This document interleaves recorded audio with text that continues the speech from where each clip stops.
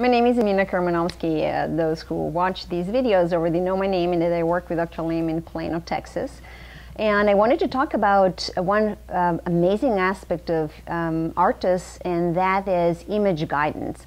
So I didn't know much about technology when I went to work with restoration robotics, and the first kind of idea I had about robots is that they are precise and they repeatedly perform the action without being tired. And I thought that's all it is. But then the biggest aspect of ARTAS is the image guidance, which means there's a robotic arm that performs the action, and at the end of the robotic arm, actually the robotic arm performs the movement, and at the end of the robotic arm is something called tool. And within the tool, there are cameras that look at here, and then there is a needle mechanism that contains sharp needle and a dull punch, and I'll explain this more in detail, that perform the dissection.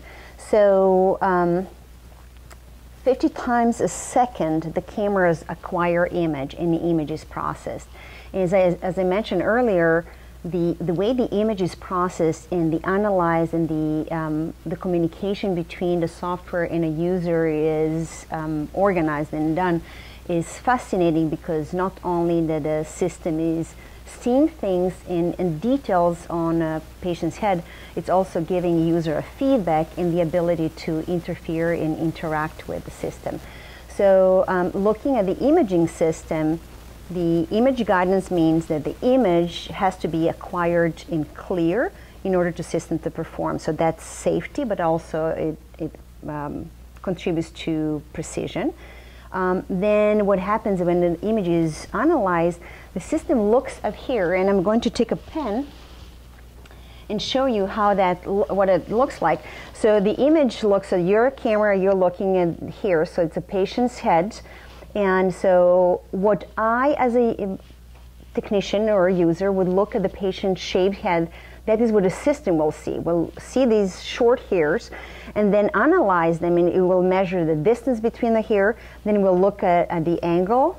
And so it has a parameter set in that says hair needs to be this long, it has to be this spacing, it has to be elevated. There's a certain parameters. For example, if the hair is way too fine, which may be indication of a vellus hair, the system will not select it because it won't be a viable hair. So it is built with being smart enough to think and be guided that unless it gets a good image and can have a good information out of that image, it will not perform. Then another thing that was really interesting, I'm just amazed with this technology. If the patient moves, the system will follow. So the cameras will look at the patient, and when the patient moves, the system follows until the movement is stable. The system will not fire the needle and the punch. So I remember what was really interesting. The engineer who designed the ARTAS at the very beginning said that he thought he's going to design the robotic mechanism to perform the action, and he'll just say to the patient to be still, sit still and not move, not realizing that the patient was moving, swallowing, there's a little movement of the head. So it took them like 2 hours to have 10 dissections.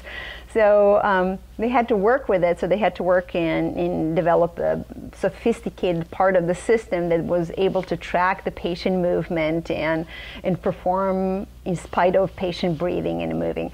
So it is interesting, this image guidance evolved. And it is what I learned while I was there, it's one of the most advanced, and we get to use it and benefit from it. So not only that is safe, it is very sophisticated, it is interactive, it allows us to kind of talk to the system, and it also, it's precise and respects the patient tissue and produces a good quality graft. So this was about image guidance.